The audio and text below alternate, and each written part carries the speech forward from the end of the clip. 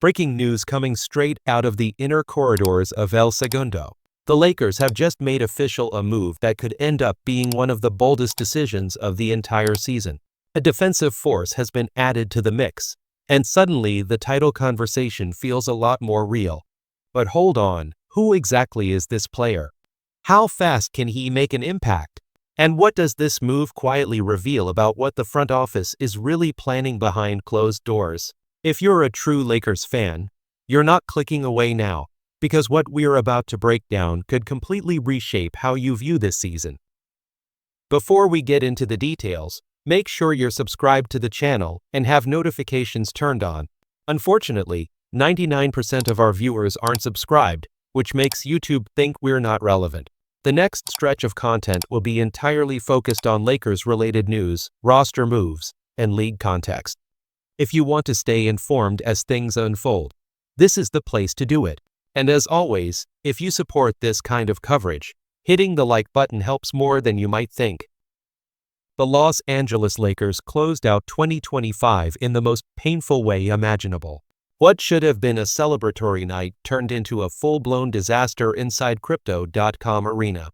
LeBron James turned 41 years old, a milestone that deserves nothing but respect. But instead of a tribute win to usher in the new year, fans watched a ruthless 128-106 loss to the Detroit Pistons, a game that exposed a team that looked vulnerable, scattered, and completely out of sync.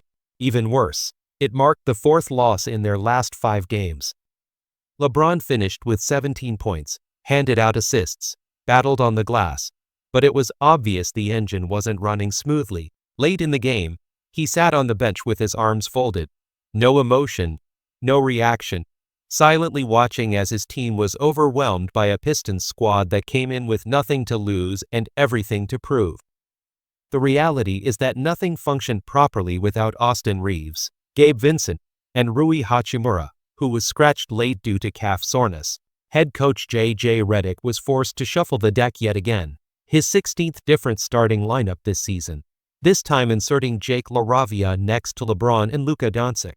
And even with Luka putting on a show, 30 points and 11 assists, the mistakes were crippling. 8 turnovers from number 77 turned into easy fuel for Detroit, who capitalized with composure. Midway through the third quarter, the arena held its breath when Doncic briefly exited, grabbing at his shoulder. He returned, trying to spark something, and for a moment, it felt possible. The Lakers tied it at 79-79 on a 3-point play. The crowd came alive, but the momentum vanished almost instantly. Detroit responded without hesitation, reclaiming control and extinguishing any real hope before the fourth even began. Cade Cunningham was the separator. The Pistons guard carved up the Lakers' defense at will. He finished with 27 points and 11 assists, playing with a calm confidence that sucked the air out of the building. He dictated pace, punished every rotation mistake, and made the game look far too easy. Behind him, Detroit's bench joined the party. Marcus Sasser dropped 19, Isaiah Stewart added 15, and the Pistons piled up a staggering 74 points in the paint. 74. That number alone tells the story. The Lakers' interior defense folded under pressure. There was no resistance, no physical response, no sense of urgency. Every Pistons possession felt like another gut punch to fans still hoping for a storybook turnaround on LeBron's birthday. The final quarter was the knockout blow. A 15-4 run erased any remaining doubt, and the Lakers were outscored 32-18 over the final 12 minutes. The game ended not with a fight, but with resignation, no energy, no answers, no pushback. Yes, the record sits at 20-11. But that number is misleading. Every single loss has been by double digits. That's not noise, that's a trend. It paints the picture of a team that unravels when it can't control tempo. Redick didn't sugarcoat it post-game, openly admitting his frustration. He talked about the impossibility of building a true identity amid constant lineup changes, no continuity, no shared standards, no trust. When individual brilliance fades, the collapse comes fast and without warning. LeBron tried to strike an optimistic tone afterward, saying champions are built on belief. He gave Cunningham his flowers, praising his physicality, pace, and mindset, and acknowledged the Pistons played hungry. But he was clear about one thing. Without energy and defensive commitment, there's no miracle coming. Not for him, not for Luka. The talent is undeniable. Everyone sees it. But the defensive issues have become chronic. Transition defense breaks down, rebounds slip away, turnovers pile up at the worst times. Fans look at the roster, see stars everywhere, yet feel something missing: chemistry, edge, urgency. This group needs a jolt, someone to wake everyone up. And then, as if the timing couldn't be worse, another blow landed on January 1st. Team doctors confirmed rookie Thiero suffered a strained medial collateral ligament in his right knee and will be sidelined for at least 4 weeks. It's a brutal setback for a young player who's been fighting uphill since day one. Drafted 36th out of Arkansas, he already missed summer league, training camp, and the entire preseason after surgery on his left knee. Just as he was starting to find minutes, fate intervened again. Thiero had appeared in 15 games, posting modest averages, under 2 points and 2 rebounds, but the flashes were there.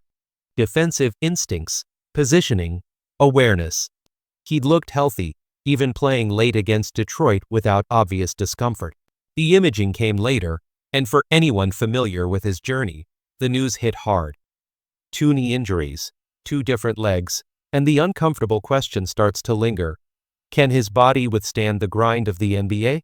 With so many players sidelined, Reeves out at least a month, Vincent, Vanderbilt, and Hachimura without clear timelines, this was a real opening for him, a genuine opportunity. In the G League with South Bay, he showed exactly why the Lakers were intrigued, averaging around 15 points with real defensive impact. Against Santa Cruz, he dropped 19 points and grabbed 3 steals in under 20 minutes. The tools are obvious: size, strength, instincts. What he hasn't been given is time. And once again, time is taken away. At 6'7" with a modern NBA frame, Thiero fits the prototype teams covet: versatile defender, physical finisher, disruptive presence. Redick had even praised him publicly, noting steady progress and hinting at a larger role down the line. That plan is now on pause. With injuries mounting, the front office has been forced to scan the market aggressively. The mission is simple: find a defender who can help right now. But nothing comes easy. Sacramento reportedly asked for a first-round pick for Keon Ellis, a price the Lakers see as steep. Ellis would fit: strong perimeter defense, respectable shooting, but the cost and his fluctuating role with the Kings have cooled interest. Still, the need remains. Perimeter defense has become a glaring weakness. Opposing guards are getting wherever they want, and schematic tweaks haven't solved it. The Lakers need someone who can walk in and immediately change the tone. So far, that player hasn't materialized. Another name whispered is Herbert Jones, but New Orleans isn't budging. The Pelicans view him as untouchable, and the Lakers simply don't have the assets to change that stance.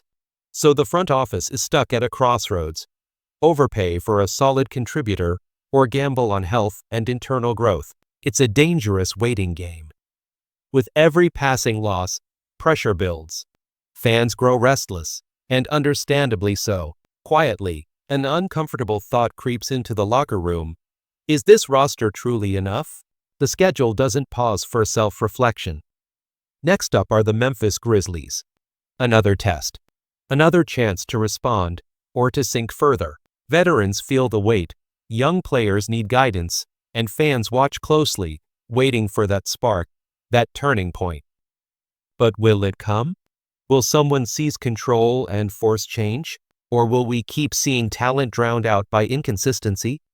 With the clock ticking and questions piling up, one thought echoes across Lakers Nation, from Los Angeles to New York to the Philippines.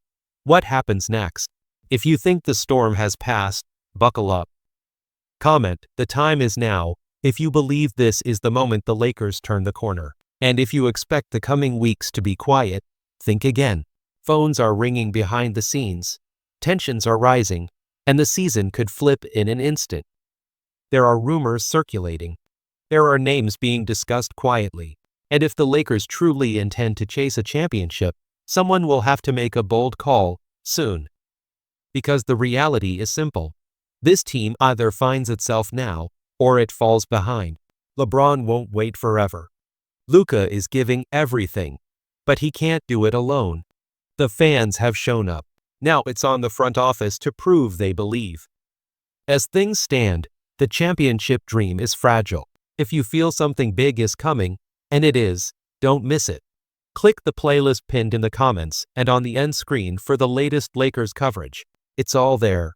What the headlines miss, what's really brewing, and the decisions that could define this season. The future is still purple and gold. If you believe the Lakers are about to take control of the NBA again, stay with me, because the next update might shake everything.